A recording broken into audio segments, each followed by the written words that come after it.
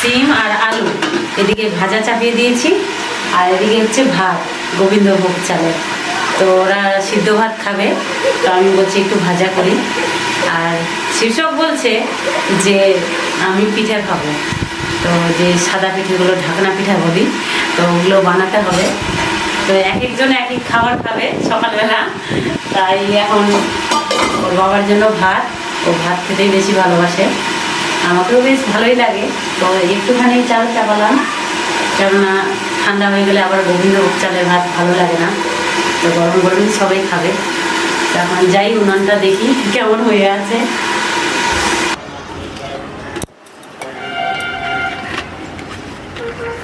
উনানটা ফেটে গেছে, তাই একটু লোহার তার দিয়ে বেঁধে রেখেছি,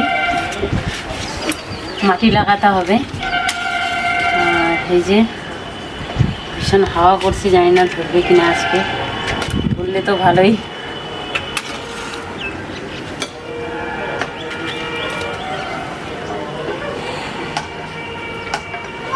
ও মা, মিঠাই এসে গেছে। হ্যাঁ হ্যাঁ, ও মিঠাই পিঠা ভাজবে আজকে।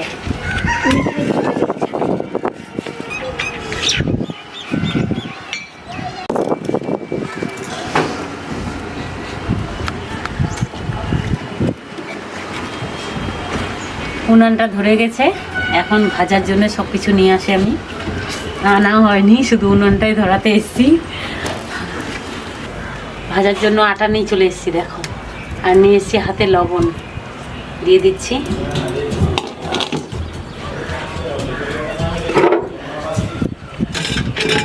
রেখে দাও, পুড়ে গেছে ওরকম লাগছে। না পুড়ে নি, তাওয়াটাকে বসিয়ে দিচ্ছি উপরে, থাক এখানে, থাক।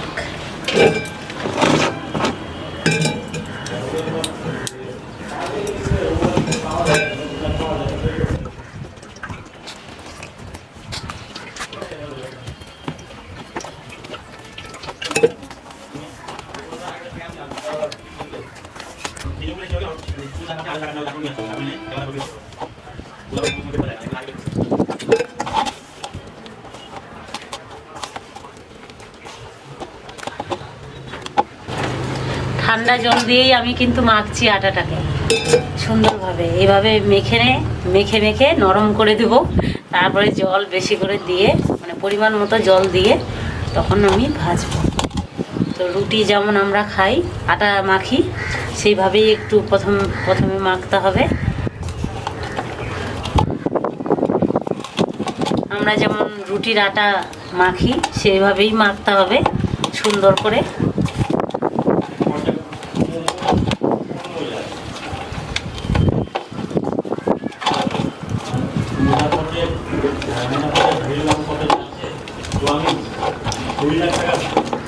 আর মেশিনে পিসা চালের আটা, ঢেকিতে নয়। আর মেশিনে যখন অনেকে কি করে যে আতপ চালটাকে ভিজিয়ে মেশিনে গিয়ে কুটে নিয়ে আসে, পিষে নিয়ে আসে। তো মেশিনে পেশা সাধারণত শুকনো চাল ছিল, শুকনো চাল পিষিয়ে আনা হয়েছে।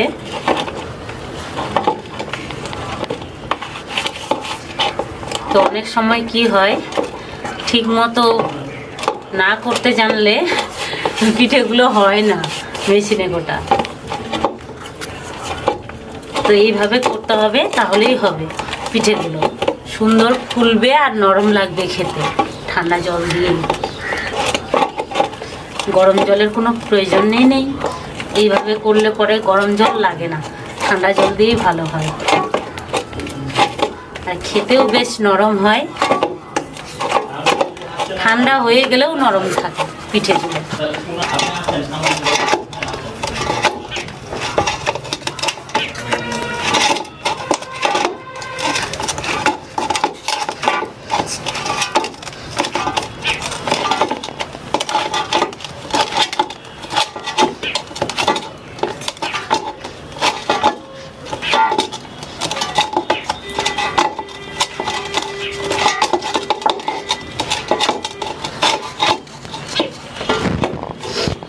মেখে নিয়েছি ভালোভাবে, এখন এখন একটু একটু জল দিয়ে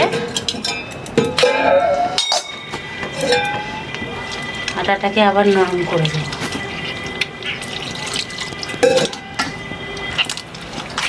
এই তো জলের মধ্যে কেমন হয়ে গেল না?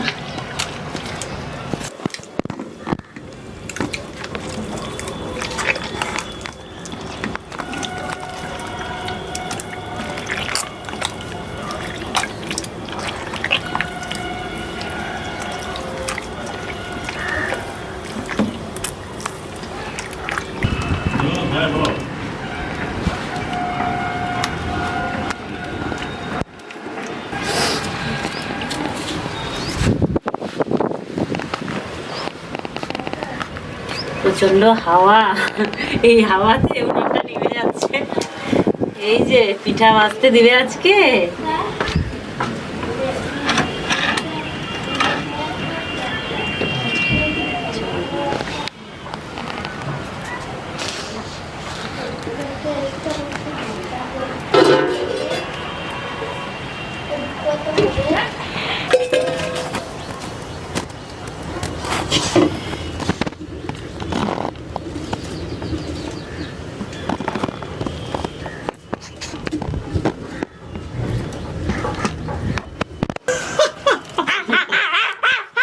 কেমন হাসছে। কোথায় কোথায় না তুমি ভিডিও করো, আর সিঁড়ির উপর ভিডিও লাগাই দিয়েছে। কি বানাচ্ছে এটা? সাদা পিঠা। ওই যে আর হাসি দিতে হবে না, কান্না করে তারপর বাথরুমে বানাবে ভিডিও। রান্না নিয়ে কোনো সরি সরি সরি। রান্না ছাদে বানানো যাবে? ছাদে হাওয়া বইছে না খুবই, তো এখানে খোলামেলা সিঁড়িঘরটা যেহেতু চালটা হয়নি আমাদের। ময়ূর কি দিল তোমার মাথায়? এরকম বিরক্ত করলে না কাউকে কোনো কিছু খেতে দেবো না। হাসি বেরোচ্ছে। ওটা হলো একটা? হয়নি হয়নি, এখনো পর্যন্ত হয়নি। তোমার পিঠার নজর লাগাই দেবো, আজকে হবে না একটা। এই আটা দিয়ে স্নান করাবো আবার তোমাকে। স্নানটা চলছে না, নোংরা কথা। নিচে যা, তো নিচে যা, খালি বাজে কথা।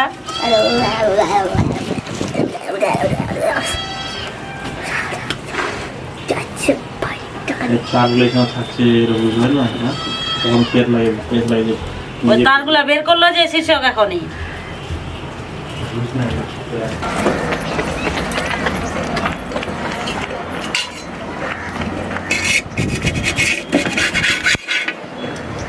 হয়ে গেছে, কি সুন্দর গরম গরম পাতলা পাতলা হয়েছে। এইভাবে আটাটা সুন্দরভাবে মাখলে পরে না এরকমই সুন্দর সুন্দর হবে পিঠে।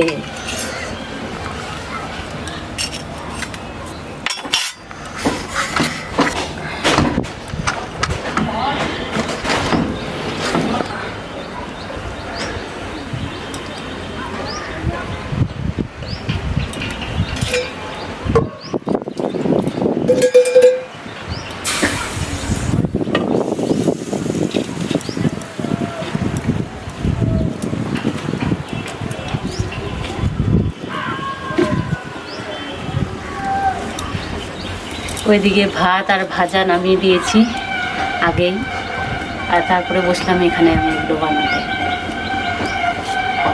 আমিও বসতে বসলাম।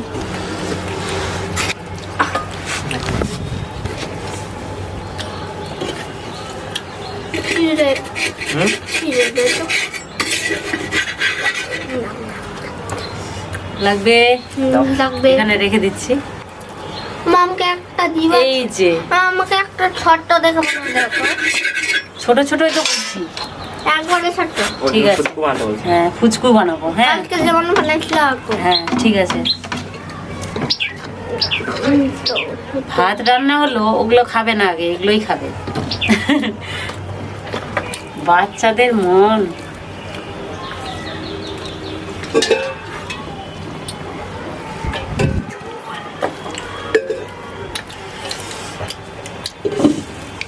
কেমন লাগছে মহির? ভালো লাগছে, তাও আবার গুড় দিয়ে খাচ্ছে ওরা। খেজুরের গুড় মধু এইসব দিয়ে খেলে দারুণ লাগে। তো ওরা এমনি গুড় নিয়েছে আখের। মা দেখো কত বড় ফুটা। ওই এগুলো পিঠা তো ফুটাই হয়ে যায়। পোকা ঢুকে আছে। পোকা ঢুকে আছে, তুই খাস না তাহলে, দাঁতের ভিতর ঢুকে যাবে।